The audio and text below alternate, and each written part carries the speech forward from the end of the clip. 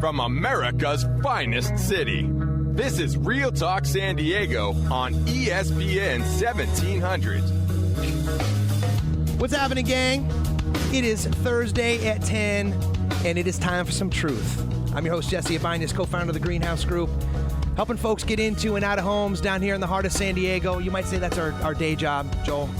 You know, if you want a little more about us and what it is that we try to do, moving people with purpose, go check us out down at the greenhousegroupinc.com. And what's true for us, gang, is that there tends to be a little bit of, you might say, cross-pollination with a couple, categorically speaking anyway, a couple folks in San Diego when you're trying to move people in and out of spots where it doesn't always go as planned, right? So I wanted to flank myself with two, we'll call them, paparazzi-ridden lawyers, okay? It was tough to even get them in the building right now. And also, by the way, recurring, and that right there gives a round of applause. Yay. Recurring, you guys are the best of in 2015. That's why we got you back in here, awesome. Thankfully, on the panel. Talking, of course, about Joel Incravaya, owner of Incravaya and Associates, my man. Thank you for your second round. You go ahead and say hello. Hello. There we go.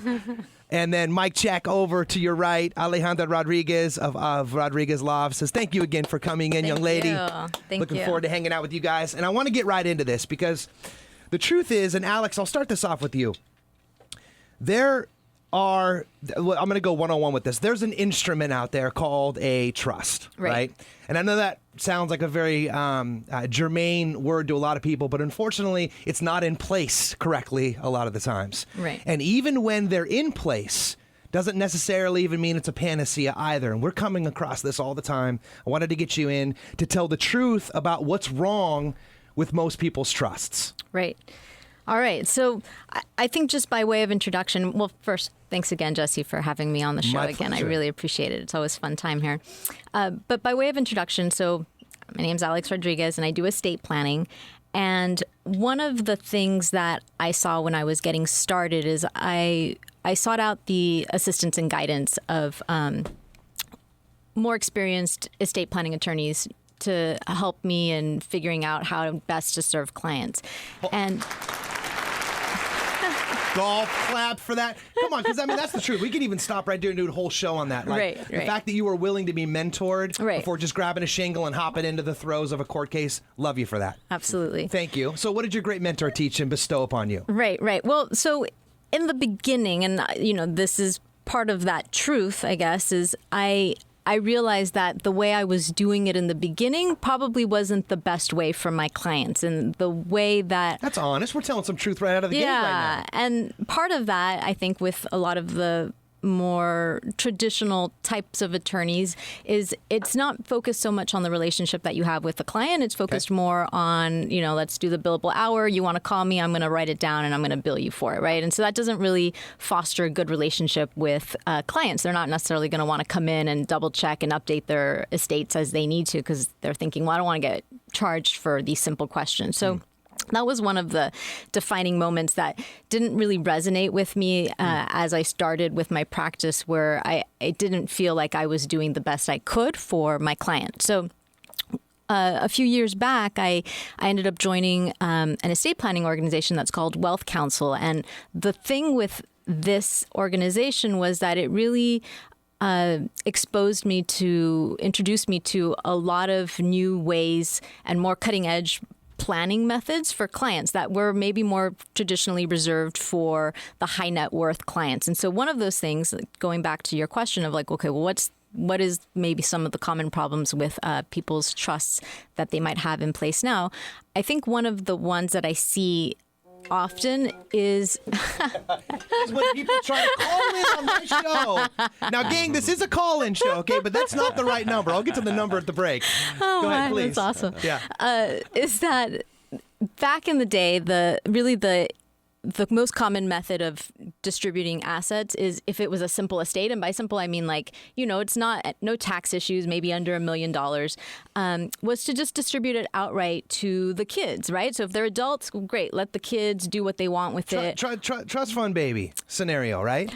Well, not necessarily. Well, yeah, to avoid that. Exactly. That was the issue. And the thing, though, that I think is key here is that then more modest families, let's say, are missing out on this really amazing asset protection that could be in place if instead of giving it outright to your kids, you decide to do some sort of a legacy-based plan where you hold it in trust for their benefit, for their lifetime, to avoid maybe divorcing spouses from having access to it, or if the beneficiary, if your child were to maybe at a future date have to file for bankruptcy, or they're in an accident and getting sued, you're keeping third-party creditors from accessing this inheritance that you're trying to leave for them and maybe for your future generations. And by the way, not to slow your roll, but you get a point. What did you call that?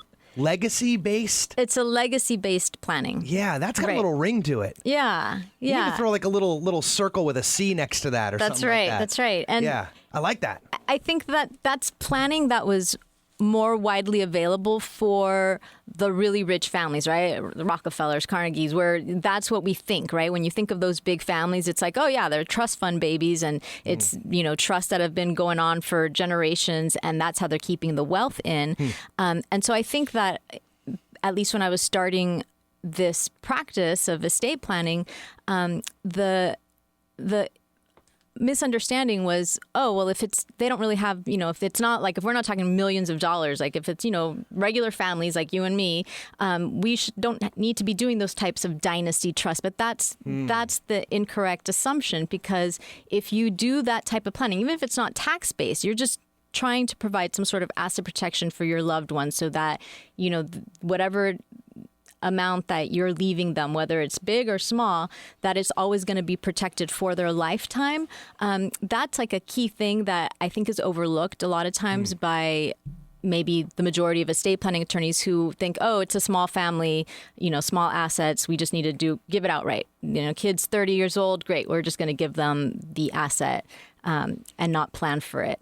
So you lose out on having that legacy-based planning for those families, and that's key. And so again, there's not a one-size-fit-all type of methodology for families, but I think it's really important for your estate planning attorney to at least give you that option of what's important for you. Would you like to have more autonomy for your child or for your loved one to let them make those decisions? Or would you like the opportunity to provide them with a little bit of asset protection?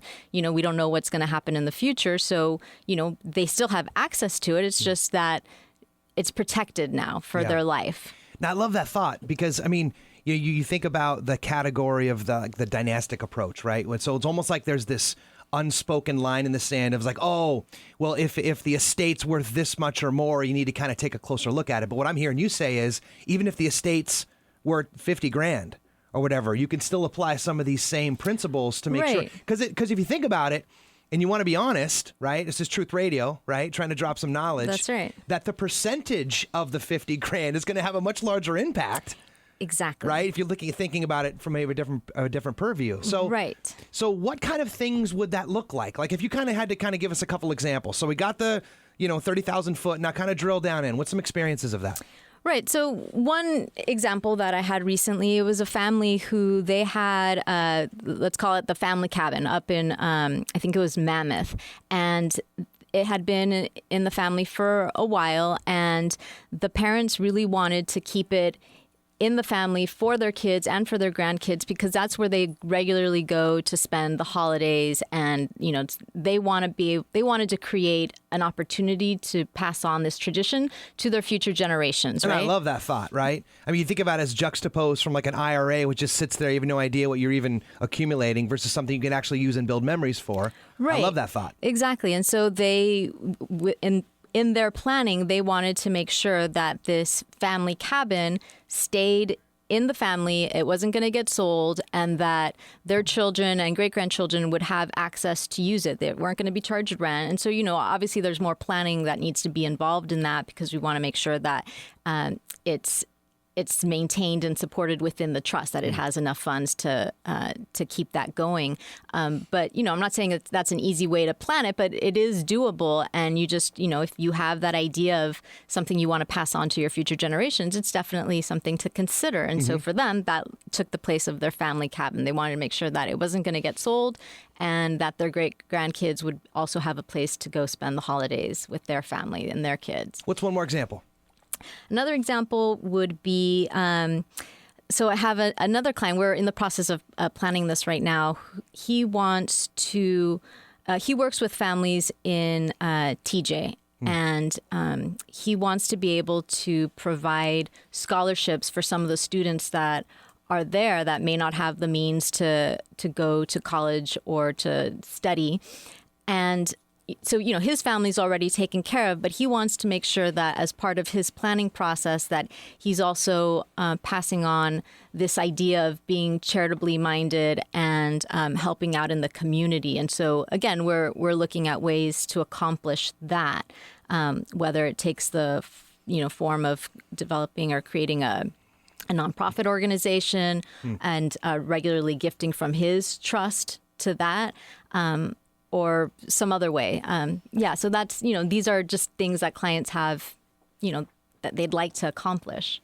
And something tells me there's probably, these are the only two that exist in the world, right? No, there's probably a lot of different ideas, and that might be something that someone could loop back in with you on.